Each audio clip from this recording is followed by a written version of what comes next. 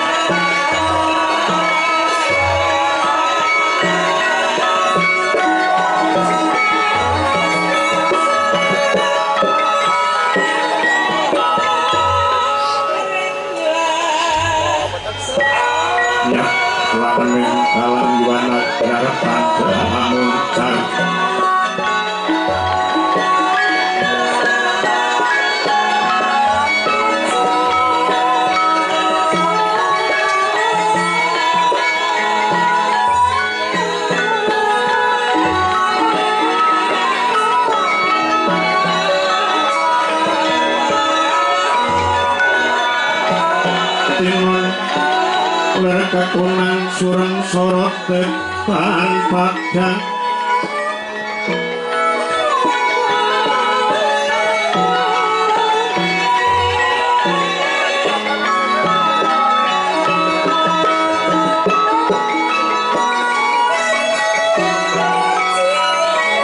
ketunan prajaring purnameng gegono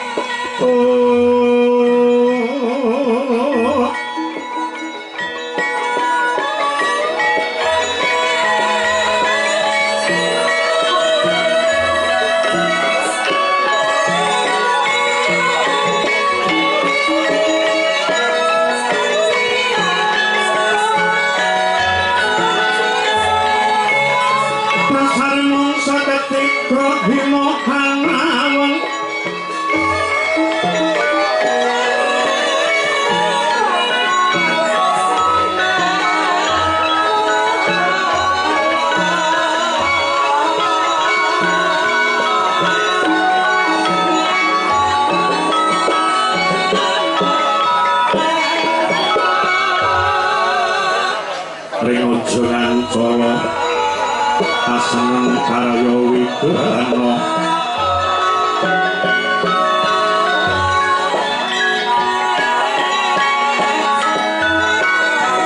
miwah isine wana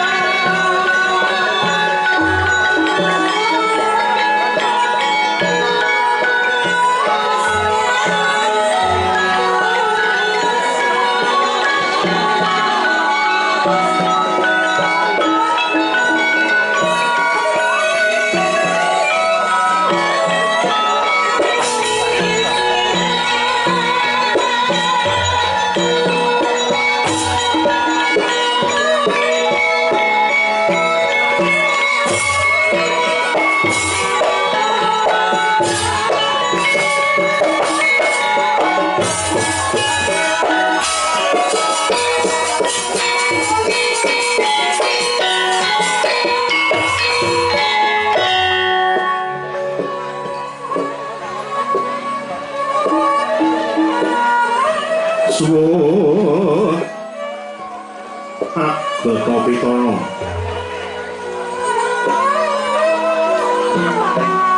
Rahayu Sagung Dumadi Rahayu Sagung Bawana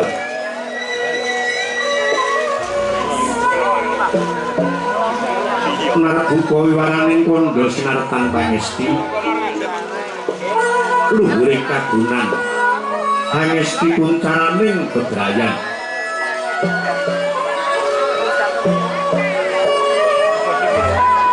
hamiwiti lakon saratri kapiji saking serat Mahabharata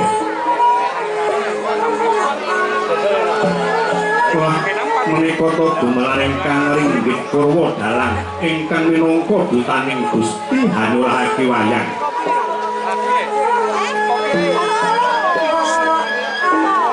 wayang minangka wewayanganing urip ala becik bener luput wis kacakup negari pundi menika ingkang minangka purwakaning kandha negari satunggal Darbinama Sedasa Muhung ing negara Hastina Garjahaya Liman Benawi ya ing Kuru Janggala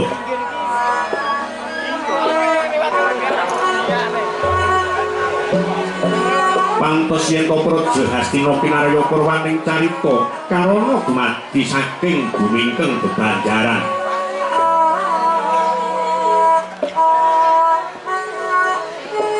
Semla sungapaning Toya Benawi tinampi ombak ing samudra biru maya ingkang langut tatangka pagut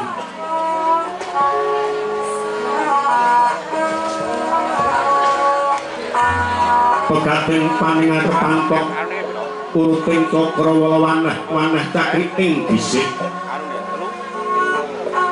sawenah tinebing jurang terung selo karang tinebung susuing pek sinawet nyang sarang burung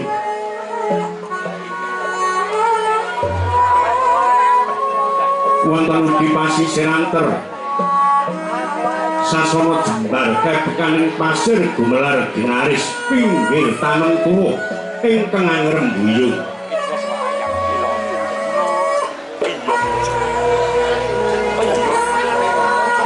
royo-royo karang kitri ruwe-ruwe roning klapa pratandha bumi subur pasirten mawur sadengah ingkang tinandur tangkar tumangkar kawuryan dadi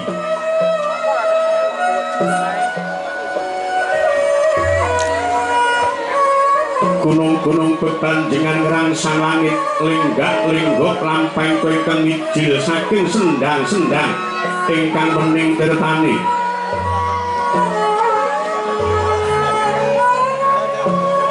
pinoro proplayune tinampi waduk dinendung bendung kinarya ngileni sawah yang patet dalane Nara Kisma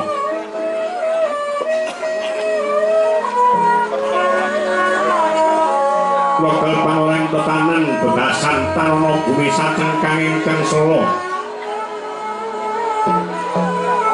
sadaya tinanduran tanem tuwuh ingkang murakabi panggya Batari Sri Aglar Gumelar Yayah Rukni Sari ingkang pinanggih Pratiwi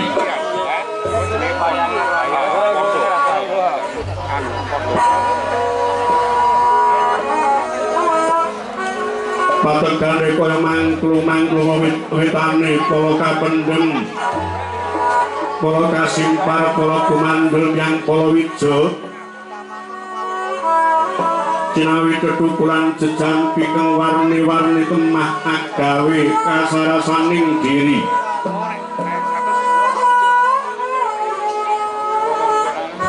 ingon raja kaya pitik iwin sangsaya ngrembaka kaya siang aglaring pangonan datan pocinan jangan wanci serap surya samya mulih mring kandange sowan-sowan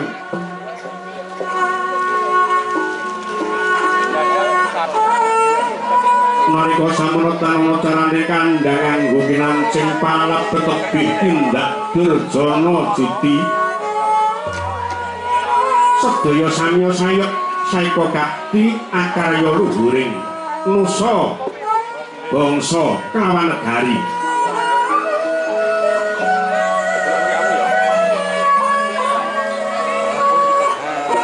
wana banging gunung henggung renaksa murih lestari run tumurun trah tumerah jadregu regenging lingkungan langkung-langkung lamun to tinaliti janma sapraja samya sampet ing sesanggeman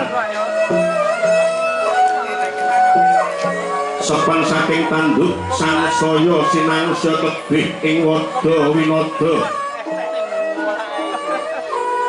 hanane mung sawi samat sinamatan daya dinayang sawiji-wiji senapan jejibaning kang piniji temah awujud manunggaling cipta rasa karsan babar karya kanthi lambaran jiwa nunggal basa nunggal bangsa lan nunggal negara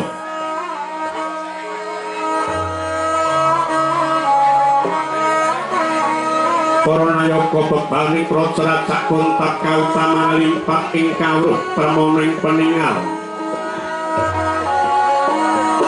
kang sarta tansah wujud kaya kuncaning bangsa luhuring Narendra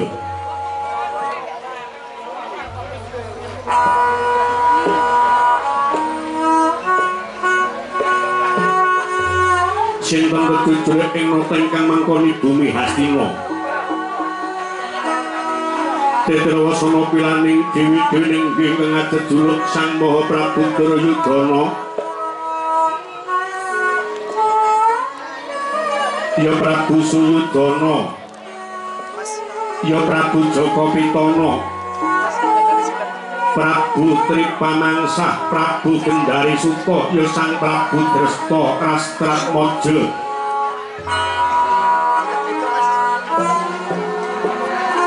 Duryudana teges narendra ingkang rasa ing pamuja yen Suyudana sinuyudan dening para kadang.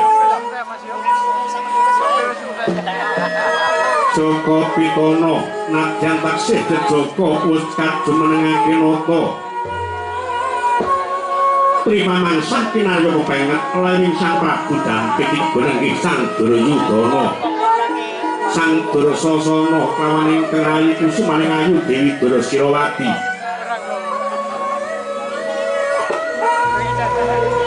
Kendari suta-sutaning Dewi Kendari Drestarastrat mocak macane Sang Adipati Destarata. Sinten ingkang kaparang adhep Brahmana Sukalima Dayang Drona Persikumbayana ya Sang Bharatwaja Suta. Sumambung wingking Pengraka Narendra nganggo Sang Karna Basusena ya Sang Suryatmaja.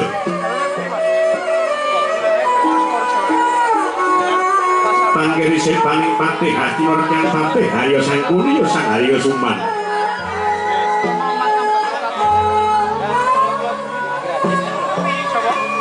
Dene kang keparang wingking kenrai satring tirta tinangat yen Karta Marma. Ngangklongake jangga ngelingaken karna ing cipta muha.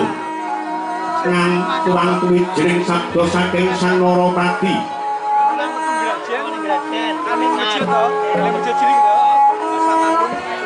Tidak permanen pasewakan Hastina pralengkang Samyagawa mangkono sabdanira Prabu Duryudana ingkang dereng kaya sing lisan. Dene utamaning nata Berbudi Laksana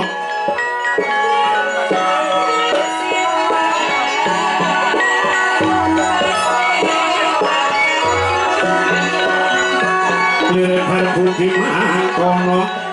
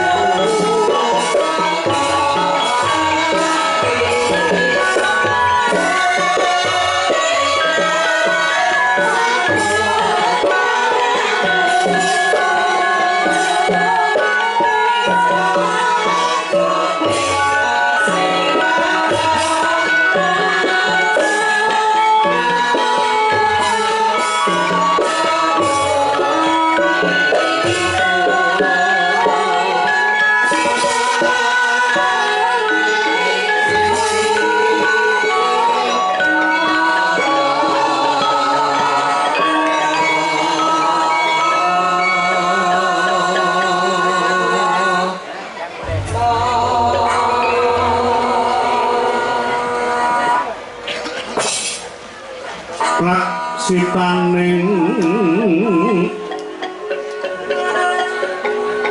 janmo tomo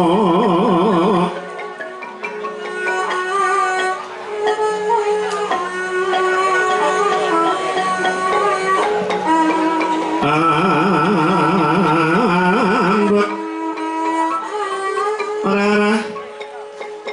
raras riris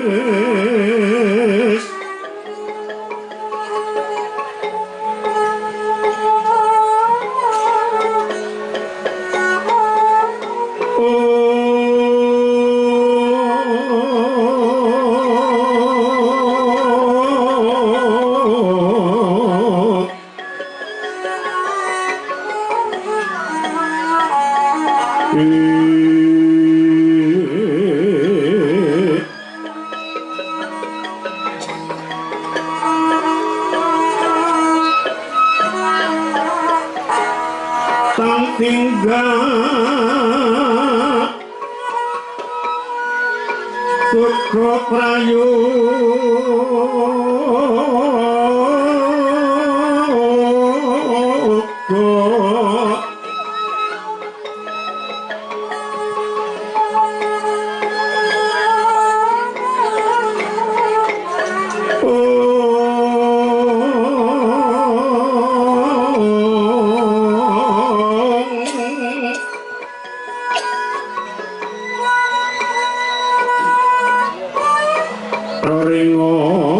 tansah liniling lamun micara manis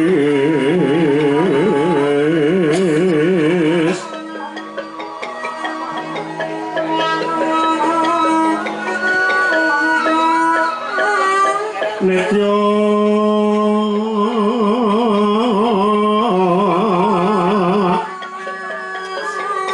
sumeh semu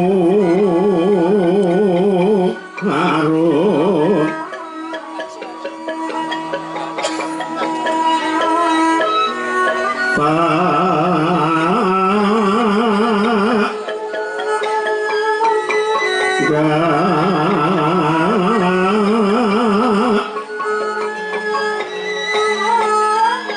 ning ora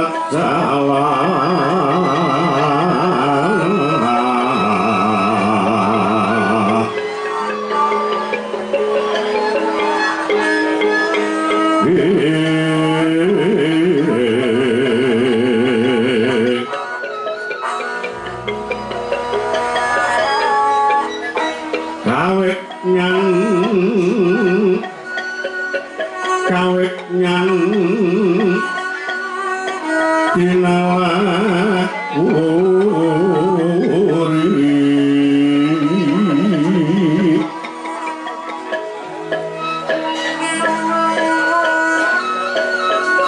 ngarah-arah nur wahyaning kala mangsa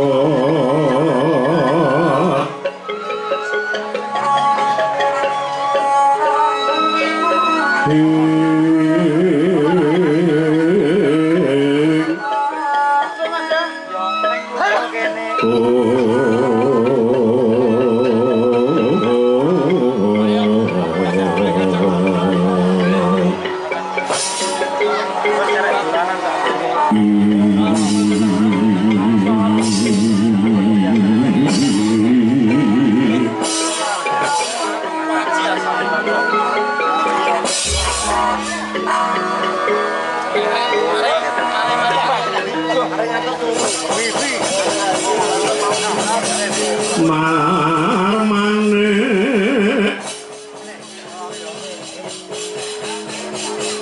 para satriya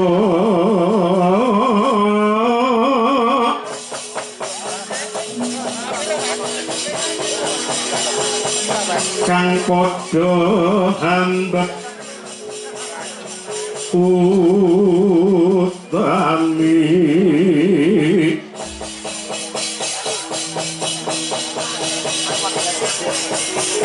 ing akuna sarep juling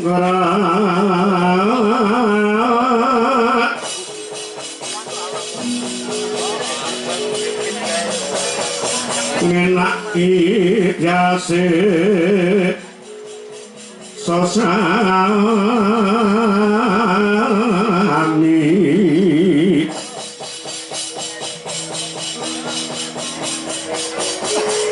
ucare kunangu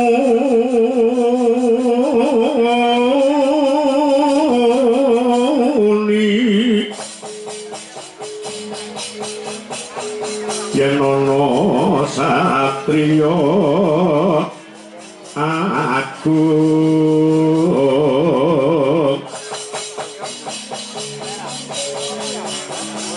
karepe hambek mang kono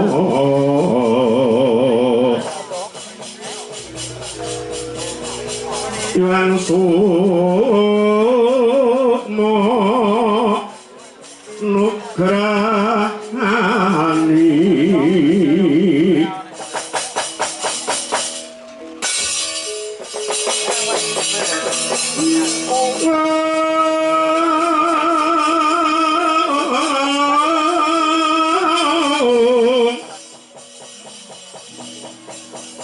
kang derajat uripe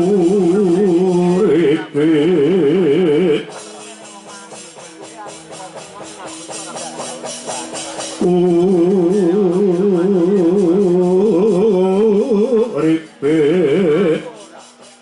nyerambai praja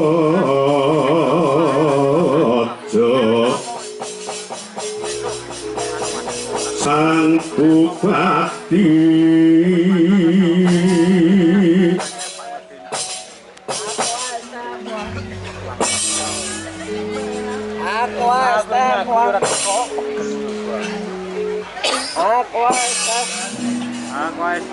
Iwan Sukmo mangat duwe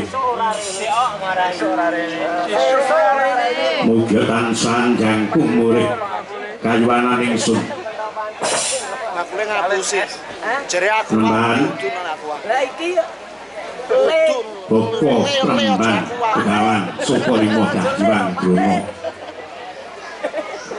Kapuran wujud rendak dimugi kunjuk sandap pepadanipun Bopo Remban ingkang katemben rawuh wonten ing pasewakan negari Astina Bopo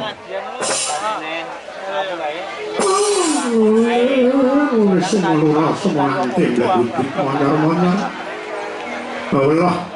bawlah cuk cukrek nok nindi ya paring pendaki paduka mirah Prabu Duryudana katur ingkang bapa ing Sukalima kula tampi tangan kula kalih nggih kula tampi tangan kula kalih ndadosaken suka gembiraning manah ingkang bapa ing Sukalima wangsul angistawanipun ingkang bapa katur nggih paduka anak Prabu Duryudana kawula nak iya katampi dawuh sami-sami dipun sebetaken pinaraipun Bapa Remban Sukalima Dahiwang Brono nuwun inggih nggih sampun mboten kirang prayogi kok nggih anggen kula ngadhep wonten ngasa paduka anak Prabu Duryudana kawula nuwun Kakang Narpati nganggo nuwun dawuh Yayi katuran Pujastuti rawuhipun Kakang Awangga Kakang Prabu Basukarno pringgih katampi tangan kekalih kula tampi tangan kula kalih kakalungaken wonten ing Longaya kapetekaken munggi Pranaja rumaketing Werdaya anggayan ana kegiatan tumrapun Kakang wangsul taklimipun ingkang raka katur nggih katampi dawuh sami-sami dipun sebetaken pinaraipun Kakang Narpati Ngawangga sampun boten kirang prayogi Yayi Paman Popo Bian dadake kaget ing ati Paman Patih Arya Sembunyi Aduh Sonawi cedak manira raketake lungguhing paman Patih Harya Sanggumi Mara Jage matur kanthi rasa jaya kongsi tiga sira paman Patih Harya Suman kawula nuwun inggih nggih kados menapa kagating manah ingkang paman kepatosan nampi timbalan saking Padikindra kuwatosipun manah ingkang paman tanpa pepindhan nanging duti sampun marak lenggah ngabyantara waduka nggih raos kuwatos kula wau sirna inggih awit kaprabawan panguwaos paduka Gusti kula ingkang sinuwun namung tembungipun kemawon tadah wadana bebasan kinurutna wonten ing abahan pinandhutna wonten waras ingkang rumit hukum binalang remuk sinawaraken mboten yen to kula ingkang paman suwala ngarsa maduka Gusti kula ingkang sinuwun kawula nuwun paman Patih gedhi pangapuraning negara Ngastina sapa kang babati rerungkut sapa kang madangi pepeteng kejaba benyari paman Patih Harya Sanggumi umpama paman Patih duweni dosa pati yakti mung kapatrapan hukum loro wadene yen paman duweni hukum dosa loro agung parimir maring Praja Astina kawula nuwun inggih mistuaken ing pengadawu lajeng menapa keparengipun paduka nyeketaken lenggahipun ingkang paman nggih menapa badhe wonten gawe ingkang wigatos tumrap pasewakan lan kula ingkang paman kepareng nderek wijanget yen tetra kados ngeten nggih monggo tumpun paring dawuh kula ingkang paman ingkang sagah ngangkungaken jangga niringaken karna paman Patih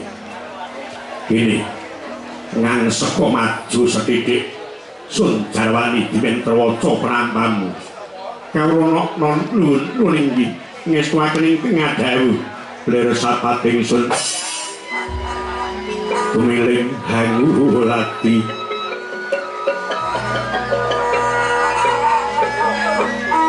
Puspito Metemindah kang ami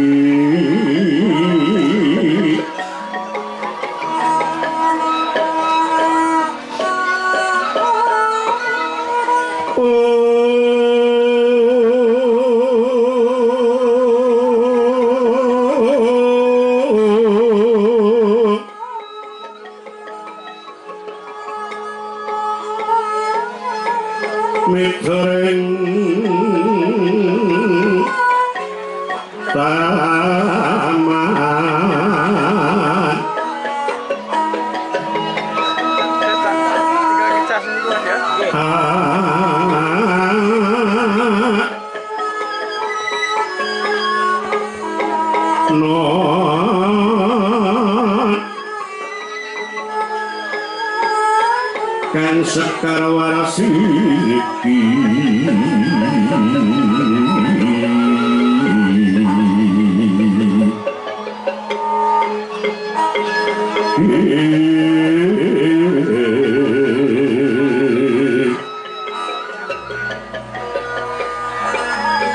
kumanyut ing jas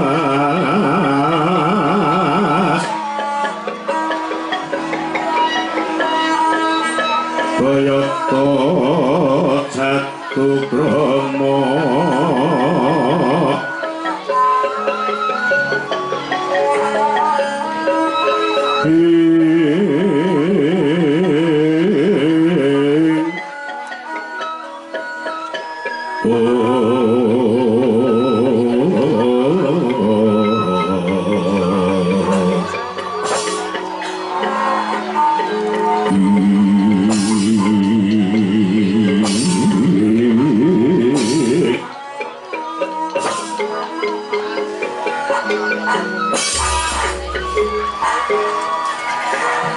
nggih.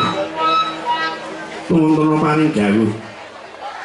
Kula ingkang paman ingkang sagah midhangetaken kanthi tetewa paman pati. Mesine sira paman langkang do ngadeg ngerti apa kang bakal sunandharaken ing pasiwakan. Duh Raden Hari Suba ingkang anggara kasih. Wajine para esuk ingsun nyupena yen to ngastina dina samengko bakal bisa tuwuh katentreman, tuwuh kawibawan, uga tuwuh kamulyan. Yen to peranganing kawula ngastina bisa nampa wahyu kang tumibeng Madyapada nanging paman wungu sangka nindra panjenengan ingsun ngangen-angen kanggo sakeh wahyu tumiba Madyapada wadene babar pisan urung siji wae kanthi nampa peranganing para Kurawa.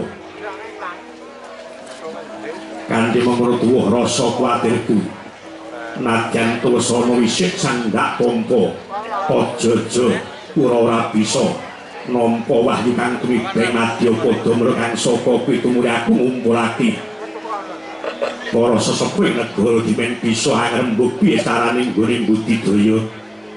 Ibarat impun dalan-dalan iki sing kudu dilawati yen cara-cara apa sing kudu dipun budidaya. Mulih saged dipun kasembadan ngastina antuk nugrahaning Gusti Grakarya Jagat Paman Patih Arya Sangguni.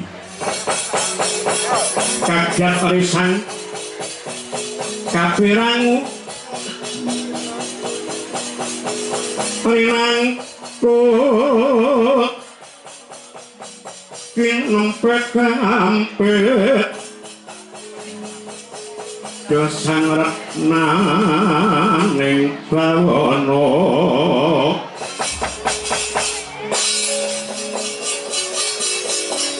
dosang retna ning bawana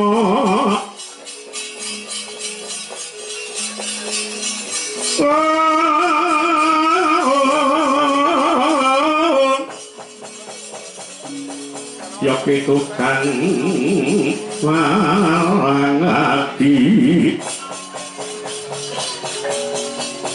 yoki tukang nasing tias yoki tukang putu garet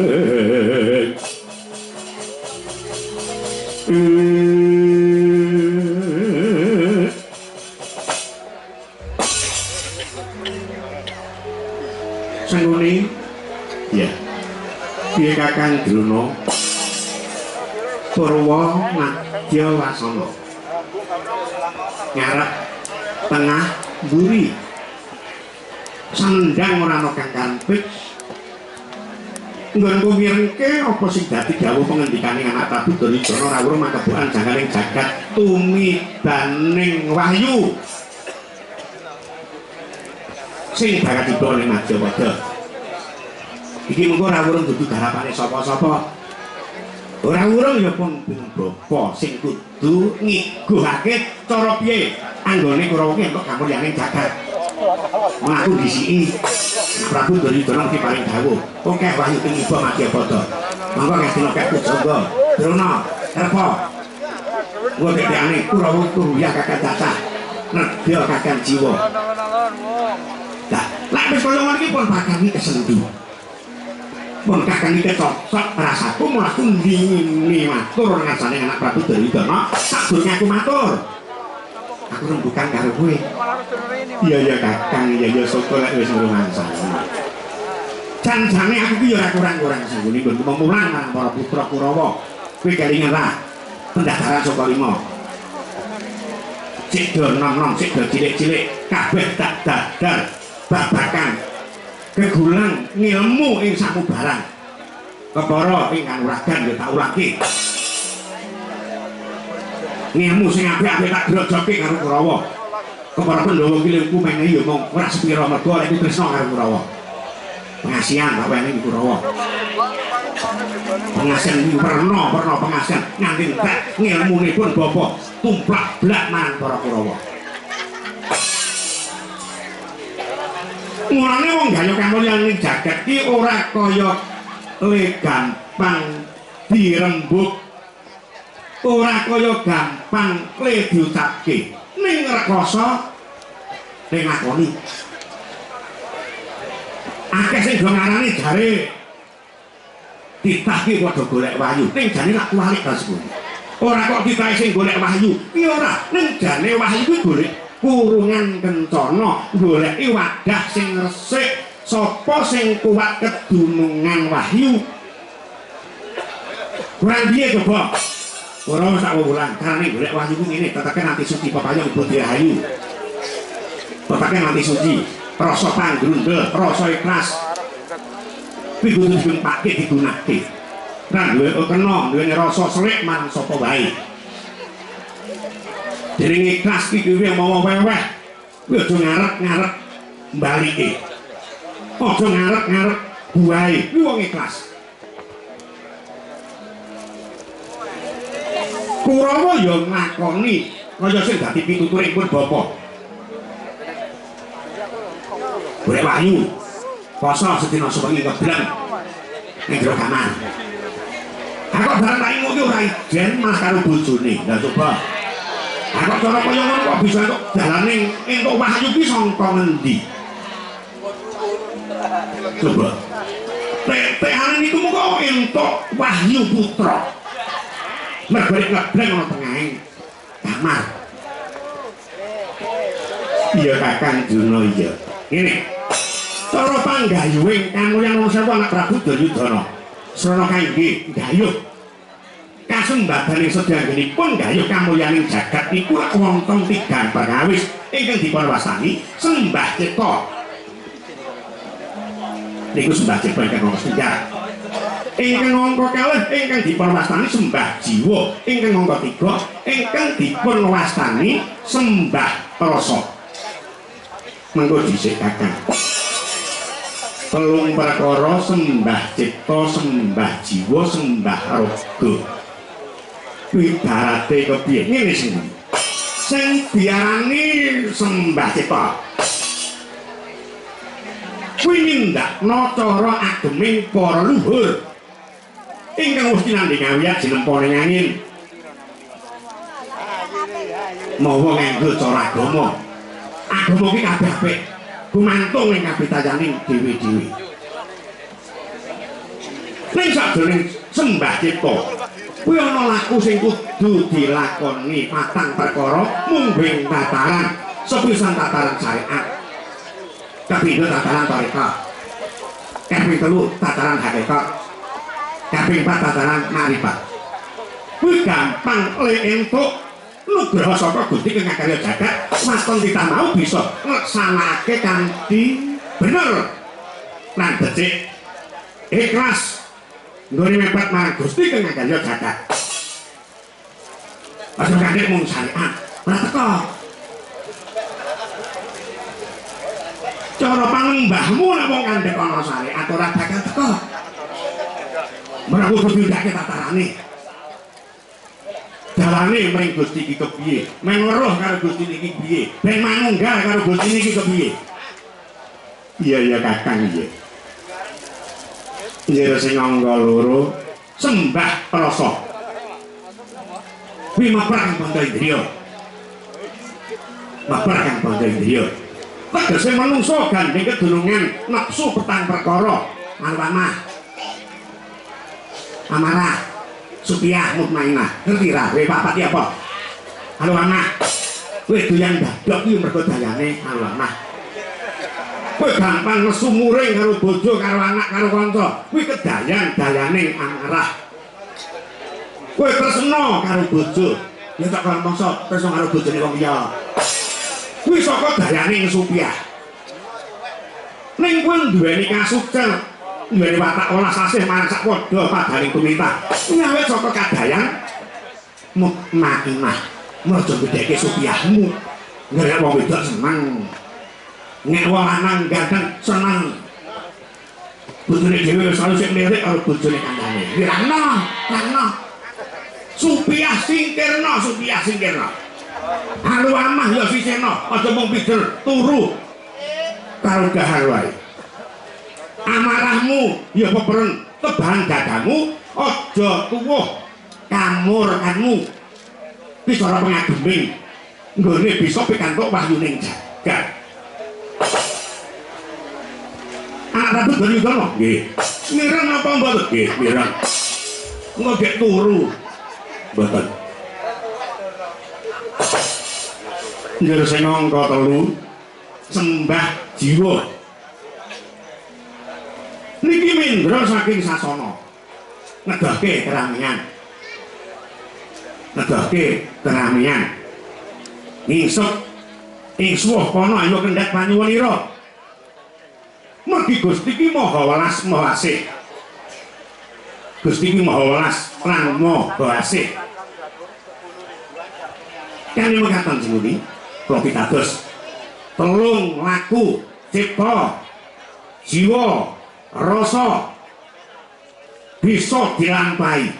Tujuanipun anak Prabu Duryudana banipun badhe gayuh kamulyaning jagat mandhapipun wahyuning ratu pepakem Makuna Rama niki bakal tinampa peranganing Kurawa nggih anak Prabu Duryudana.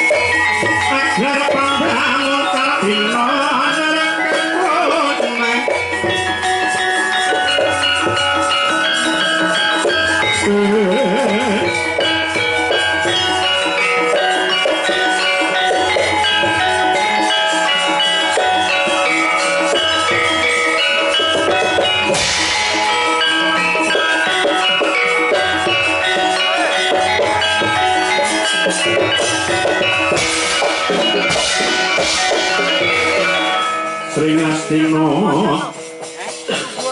Maka Prabu Duryudana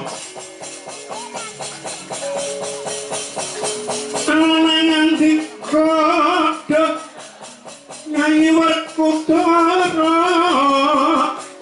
kantang kaparing kene sikra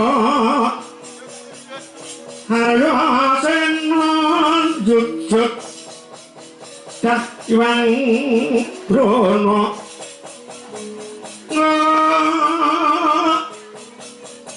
saksana mangun jali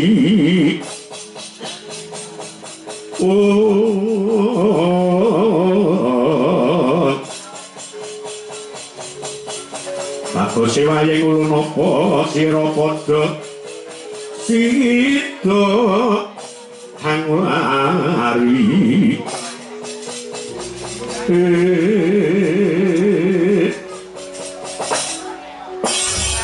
teman wonten dawuh nggih nggih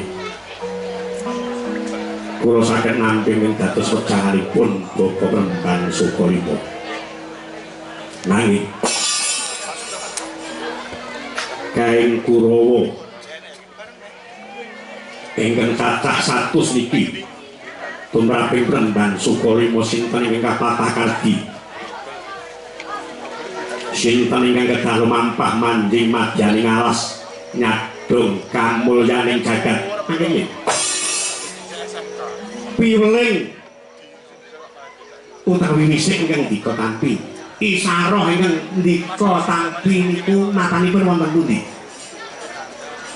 mengko dhisik Kakang apa sampean ya ora mengko gek gak cocok karo nyenengku ngono Remban mapanipun wonten ing parenging Swelagiri ing Gunung Kutarunggu ing riku wonten Brahmana ingkang Hangasrama peparabipun Begawan Kesawa Sidi ingkang dados lantaran mandhapipun wejangan Papakem Magutarama. Masalah. Semana semanten dagutun mangar-mangar hawala cogrek andeng-andeng ana mripat yang dipanteng ora kuat. Andeng-andeng ana mata yang dicoba dadi mala. Andeng-andeng ana piringan anggere dipanteng kan saya kelingan. Andeng-andeng ana dada dipanteng kok manake lara. Nuwun sewu nggih, Jan. Niku tegesipun cocok kalian pengangen-angen kula. Ning saderengipun ingkang Bapak matur gamblang perkawis Begawan Kesawa Sidingeng dados lantaran mandhapipun wejangan Papakem Magutarama.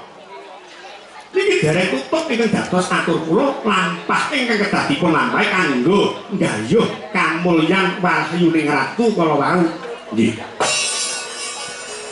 Kala wau perkawis kita rasa jiwa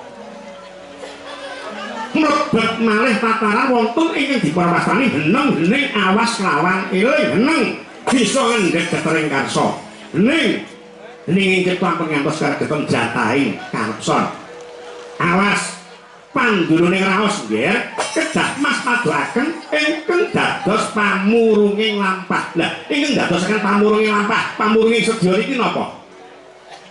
Kembali lagi datang nafsu petang perkara ngoten nggih.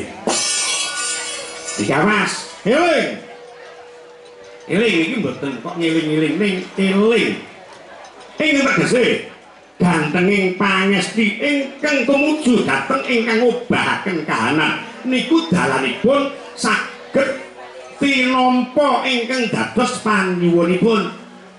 Mergi napa eling niku tunduk lan kekatenging jantung tetep nyebut asmaning Gusti beda ngiling-iling. Nek ngiling-iling aku ki mau kok urung isaan. Aku ki mau kok urung subuhan niku ngiling-iling. Nek eling niku mboten kendhat. Pangucap niki tunduk lan kekatenging jantung nggihipun nyebut asmaning Gusti Kekagaya Jagat. Mula wong sepuh biyen ati paring dawuh. Eling lan waspada. Eling marang panembahe, waspada kudu kebak ing pangati-ati. Wong niku lek sugih eling kalis ing sambe kala, kalis ing samubarang nggih. Nggih. Makaten matur nuwun. Lajeng kang pinatah kardi. Sinten ingkang kedah lumampah dhateng Kuparunggu. Dados jalaran ngiring Kurawa nyadong kamulyaning jagat. Jogara putraning ingsun sira iku kang wis wanci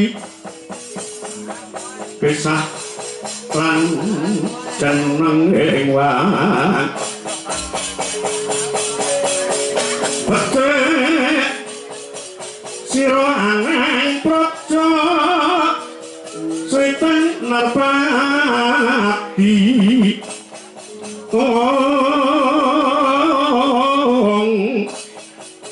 hamungta wakasing wan hamungta wakasing wan sapa kata dagi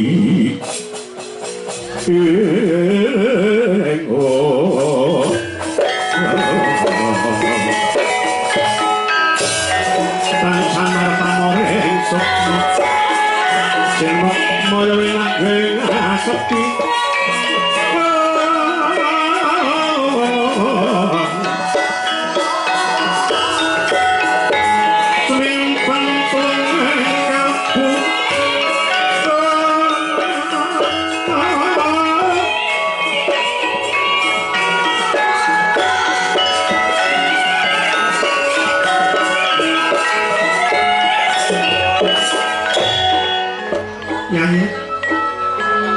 kados pundi kakang awungku rumasa gigah rasing manah ingkang monggo sesampunipun midharet ingkang sami buwa raos ing pasiwakan Garing Astina Prakawis mandhapipun wahyu pepateman utara sampun sinten-sinten ingkang lumampah dhateng Swelogiri kota ing kutha Lungguh kapadukan dumuk neroke ngawong gogo sagah dados sagah tuwai negara Yadira sagah dados pepayung ngayomi kawula ngastina menggina poklok raos timur nganti dewasane kuncung nganti gelung gesang kula menawi saking Paduka Yayi Prabu Duryudana sepisan kaping kalih kula duweni kawibawan inggih awit Paduka nggih ngagem dhateng kadang Paduka Yayi Prabu Duryudana kula rumaos namung anak kusir Hadirata nggih terima kasih Purba Wasesa Bantung lan Paduka kakang awangga kepatuhan pamit matur nuwun perintahipun lajeng bintang maroto kemarang tindahipun winjing entos napa dinten iki nyaring panjenengan becik mancikan prayoga kita perintah Ogar Sudama kemarang nyuwun pamit madhal pasuwanan nyenaken jengkar Paduka lega ing karya Koko Prabu nyuwun ampun matur suwun Yayi Prabu Duryudana